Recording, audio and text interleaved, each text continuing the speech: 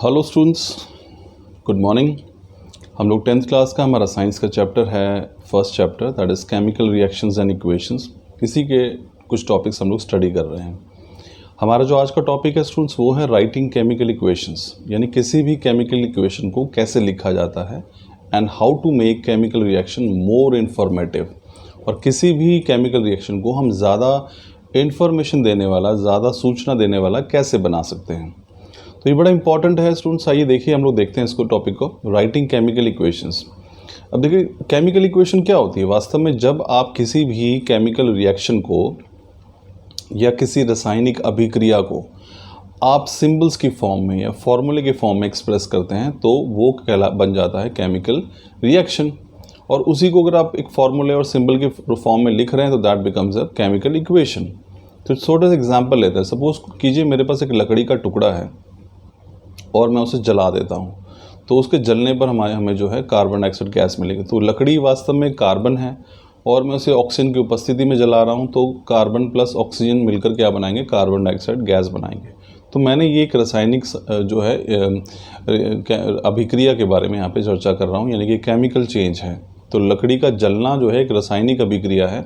और अब इसी को अगर मैं सिंबल की फॉर्म में या फॉर्मूले की फॉर्म में लिखूंगा तो ये बन जाएगा केमिकल इक्वेशन। अब देखिए मैंने दो चीज़ें क्या ली थी, एक मेरे पास लकड़ी थी जो कि कार्बन है, दूसरा हवा से ऑक्सीजन मिली तो वो एक गैस है और कार्बन डाइऑक्साइड बनी। तो इक्वेशन क्या बनी, C+O2, और ये बनेगा that is equal to CO2।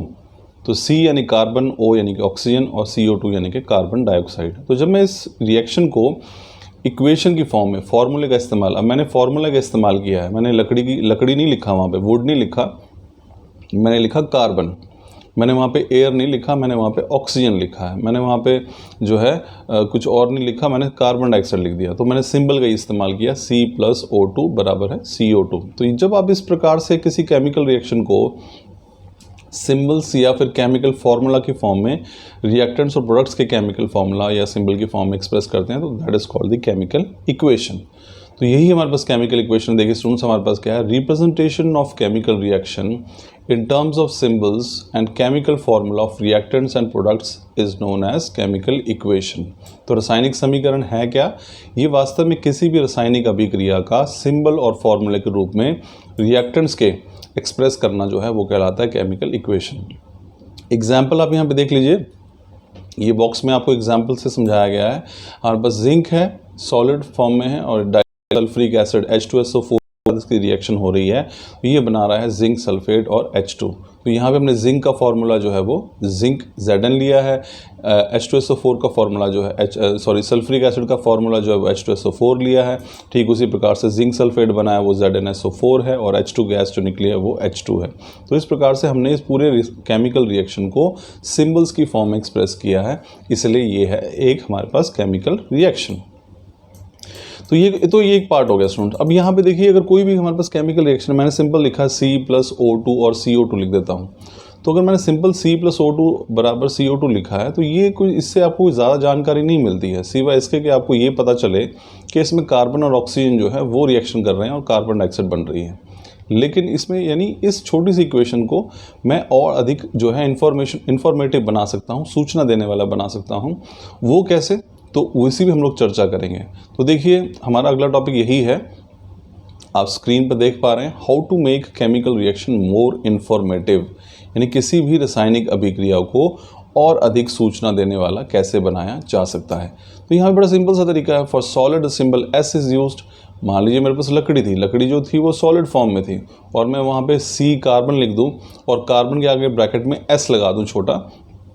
इसका मतलब क्या होगा कि यहाँ पे जो सब्सटेंस लिया गया तो किस फॉर्म में है, सॉलिड फॉर्म में है। तो सिर्फ S लिख देने से मुझे उसकी फिजिकल स्टेट पता लग जाएगी। ठीक उसी प्रकार C+O2 था। अब O2 जो है वो वायुमंडल से मिलने वाली गैस थी, ऑक्सीजन। अब उसके आगे मैं ब्रैकेट में G लगा देता हूँ। G का मतलब क्या हो गया, G यानी कि गैस, और ऐसे ही कार्बन डाइऑक्साइड जो बनी है उसके आगे भी मैं G लगा देता हूँ, यानी कि वो भी गैस है। तो S सॉलिड्स के लिए, L जो है वो लिक्विड के लिए, G जो है वो गैस के लिए। इस प्रकार से हम इन सिंबल्स को इस्तेमाल करके जो है हम इन्हें और ज़्यादा इंफॉर्मेटिव बना सकते हैं। अब हमारे पास और भी कुछ चीज़ें हो सकती हैं, जैसे कि मान लीजिए मैंने कोई अभी हम रिएक्शन हम ऊपर देख रहे हैं आप इस बॉक्स में, यहाँ पे जो डाइल्यूट सल्फ्यूरिक एसिड जो लिया गया है आप स्क्रीन पे देख पा रहे हैं, इसके आगे मैंने AQ लिखा है। तो यहाँ ब्रैकेट में AQ का मतलब होता है एक्वस।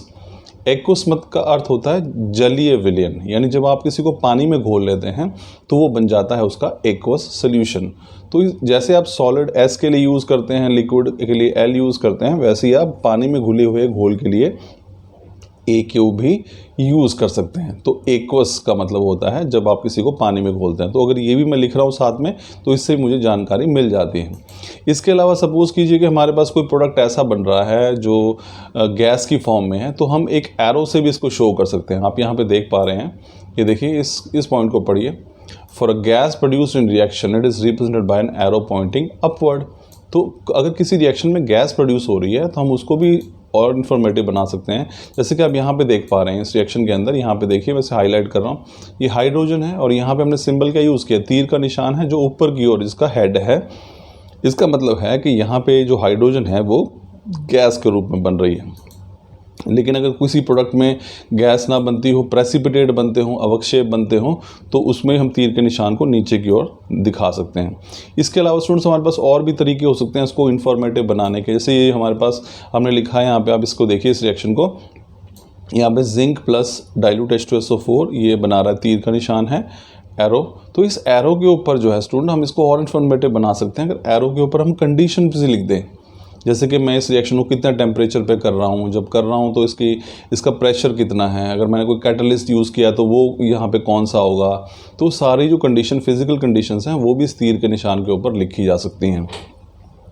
तो एक छोटी सी रिएक्शन को हम S solid, L liquid, G gas, AQ aqueous इस तरह से लिखकर इन्फॉर्मेटिव बना सकते हैं। अगर हम कोई गैस रिलीज़ हो रही है तो एक एरो का निशान लगा सकते हैं साइड में जो ऊपर की ओर मूव कर रहा है। कोई गैस हल्की होती है तो ऊपर की ओर मूव करती है। ठीक उसी प्रकार से जो प्रेसिपिटेट है उनका निशान जो है वो नीचे की ओर लग सकता है, ठीक है ना। ऐसे ही हम जो एरो तीर का जो निशान है इसके ऊपर हम टेम्परेचर, प्रेशर, कैटलिस्ट ये सारी कंडीशंस भी दर्शा सकते हैं, जिससे हमारी जो इक्वेशन है वो ज़्यादा सूचना देने वाली बन जाती है, मोर इन्फॉर्मेटिव बन जाती है। तो स्टूडेंट्स ये था हमारा आज का टॉपिक कि केमिकल इक्वेशंस क्या होती हैं और हम इसको ज़्यादा इन्फॉर्मेटिव कैसे बनाते हैं। आई एम श्योर आपको समझ में आया होगा। Thank you.